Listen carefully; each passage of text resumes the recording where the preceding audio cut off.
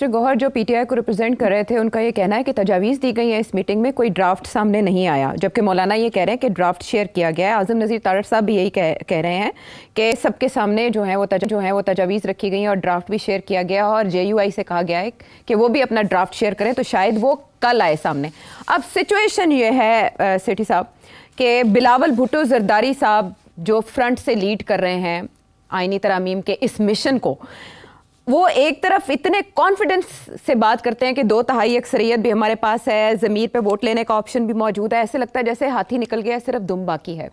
जब मौलाना आते हैं स्क्रीन पर तो ऐसे लगता है कि मैच तो वहीं फंसा है। मैं आपसे ये जानना चाहूँगी कि कब तक ये जो डेडलॉक का इम्प्रेशन है ये ख़त्म हो जाएगा?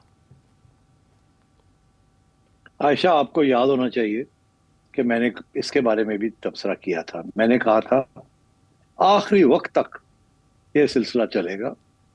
सारे खिलाड़ी जो है उनको मालूम है कि गेंद ने कहाँ आना है, बैटिंग कैसे होनी है और आखिरी वक्त पे विकेट कैसे लेनी है।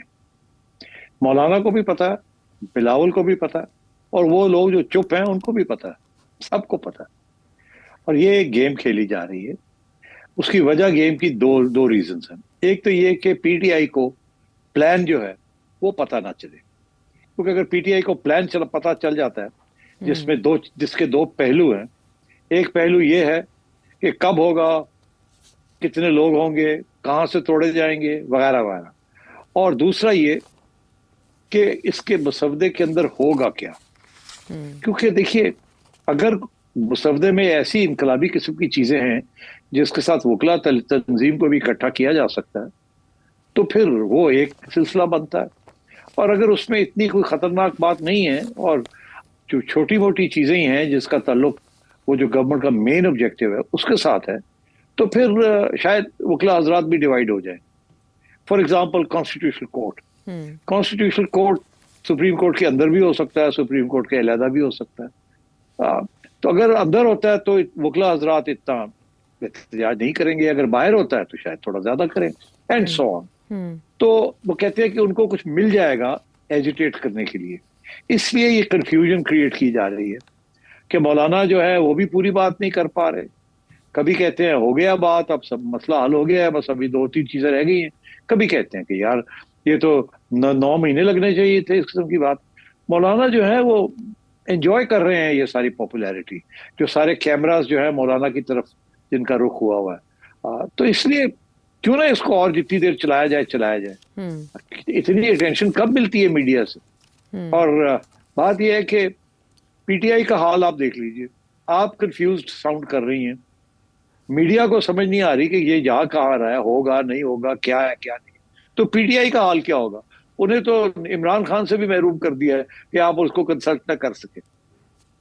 तो इसलिए पसूड़ी पे ही सारी जगह थे। और ये बड़ी डिलिबरेटली क्रिएट की गई है, ये डिलिबरेटली क्रिएट की गई है आयशा। और मैं पहले दिन से ये कह रहा हूं कि आखिरी दिन के आपको पता चल जाएगा और सारे एक दूसरे को जफियां डालेंगे और कहेंगे हो गया कॉम्प्रोमाइज होगी। मौलाना कहेगा हमारा मसवदा एक्सेप्ट हो गया, पीपल्स पार्टी कहेगी हमारी बात भी मान ली, और नून लीग कहेगी हम तो सबको साथ लेके ही चलना चाहते थे। ये याद रखिएगा मैंने क्या कहा है, ये क्लिप आपको दिखाना पड़ेगा बाद में जी। क्या मौलाना कहेगा हमारी बात तो और सारी बात तो मान ही ली, बड़ी मजा आ गया। पीपल्स पार्टी कहेगी हमारी बात भी मान ली, आप तो ये कहते थे। और नून लीग वाले कहेंगे हम तो सबको साथ लेके चलना चाहते थे, हमारे तो इरादे बड़े नेक थे। तो इसलिए आयशा डोंट वरी, ये मामला ऐसे ही चलेगा।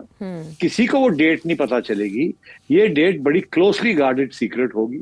और एक्चुअल मसवदा जो है, इसीलिए 3-4 चला रहे हैं ना, वो एक मौलाना का चल रहा है, एक पीपल्स पार्टी ने अपना आज एक पेशकदमी कर दी है, और नून लीग वाले अपना लेके बैठे हुए हैं अभी भी, और बातें चल रही हैं, हर एंकर लगा हुआ है, ओ इसमें ये है उसमें ये है, और हर किस्म के फेक किस्म के ड्राफ्ट्स फ्लोट हो रहे हैं। दरअसल याद रखिएगा, एक मकसद है, इस सारी गेम का एक मकसद है कि जो सियासत आ गई है अदलिया के अंदर उसको निकाल दिया जाए। तो इसलिए उसको जड़ से निकाल दिया जाए, वो आगे तंग ना कर सके। और इसलिए जो भी चीजें होंगी, फॉर एग्जाम्पल ये पीपल्स पार्टी का जो मसवदा है, इसमें क्या है, कुछ भी नहीं है।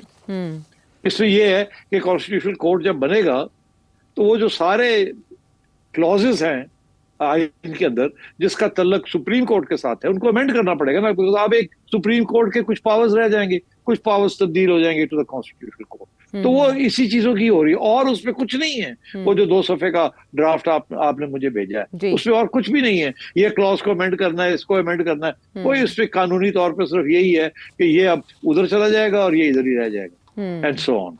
तो मेरा ख्याल है कि आप इसके ऊपर स्पेकुलेट करना भी कोई खास अहमियत नहीं रखता कि कल हो जाएगा, परसों हो जाएगा, तरसों हो जाएगा। एक बात मैं कहूंगा जी, 25 से पहले होगा। अच्छा। और जब होगा तो आपको शॉर्ट नोटिस मिलेगा, 2-3 दिन का नोटिस नहीं मिलेगा। ओके। नोटिस आपको 12 घंटे का मिलेगा, 14 घंटे का नोटिस मिलेगा कि ओ जी कल हो गया, आगे बुला लिया, बुला लिया। उसकी वजह वो नहीं चाहेंगे कि पीटीआई को मौका मिले कि वो डी चौक पे पहुंचे, सीधी सी बात है। अच्छा। अगर उनको 24 घंटे मिल गए तो वो ऑर्गेनाइज करके पहुंच जाएंगे, लड़ाई झगड़े शुरू हो जाएंगे, और वो किसी न किसी के कवर के अंदर एक किसी को छतरी लै लैणगे। छतरी ਜਿਹੜੀ ना पीपल्स पार्टी ਦੀ ਬਾਰਿਸ਼ ਇਹਨੂੰ ਨੂਨ पीटीआई ਦੀ ਬਾਰਿਸ਼ ਨੂੰ दूर रखने वास्ते छतरी लैके ते जल्दी नाल जाके काम कर ले। तो जो आपकी बातों से मैं समझ पाई हूँ वो ये कि ये जो 2 सफ़ात पर मुश्तमिल एक मुसवदा पीपल्स पार्टी का है, ये भी फाइनल नहीं है, ये भी मजीद तब्दीली के साथ सामने आ सकता है, इसमें भी कुछ शामिल किया जा सकता है। इसमें सिर्फ एक प्रपोजल है कि एक अलग कॉन्स्टिट्यूशनल कोर्ट हो, बस। ओके। और कुछ भी नहीं है इसमें। बुनियादी हकूक के हवाले से मिलिट्री कोर्ट के बारे में इसमें हमें दिखाई नहीं दे रहा, कुछ भी नहीं है। वो मौलाना के मसवदे में शायद आपको नजर आए। और मैंने कल भी ये कहा था कि जरूरी नहीं है कि सारा कुछ एक ही दिन हो जाए, शायद कुछ चीजें पहले हो जाएं और शायद कुछ चीजें बाद में हो जाएं। ठीक, आपने कहा मरहलावार हो सकता है, लेकिन अभी फौरी तौर पे इस वक्त एक बहुत चीज अहम है, वो ये है कि 25 तारीख को मंसूर अली शाह अगर chief justice of supreme court रहते हैं तो उनके पास पावर ना हो कॉन्स्टिट्यूशनल मैटर्स को लीड करने में। He should not be in a position to create a bench जो कॉन्स्टिट्यूशनल मैटर्स को देखेगा। और बेंच हो, वो भी हो सकते हैं, मगर उनके पास ये पावर नहीं होनी चाहिए कि इसको हैंड पिक करके वो उसके अंदर डाले हो, या कोई असूल नहीं होना चाहिए, क्योंकि असूलों के साथ भी गड़बड़ हो जाती है ना। तो इसलिए ये ना सीनियर मोस्ट वगैरह, ये मैंने कल भी कहा था जी, कोई ऐसी बात नहीं होनी। वो ठीक है, बैलेंस रखा जाएगा ताकि सियासत जो है उसको कॉन्स्टिट्यूशनल मैटर से दूर रखा जाए। ठीक, सिर साहब आप कह रहे हैं कि 25 से पहले ये हो जाएगा, लेकिन एक सियासतदान जो वज़ीर इत्तलात भी रहे और फिर वज़ीर साइंस और टेक्नोलॉजी भी रहे, उनकी प्रेडिक्शन इससे बिल्कुल बरक्स है। अब ये प्रेडिक्शन फवाद चौधरी साहब की बहुत दिलचस्प है और सिर्फ यही ये बात कर रहे हैं। ये ऐसा क्यों कह रहे हैं सिट साहब? और फुल कोर्ट प्रेफरेंस? कोई नहीं, जी, बात ये है कि देखिए फवाद चौधरी साहब की अब कोई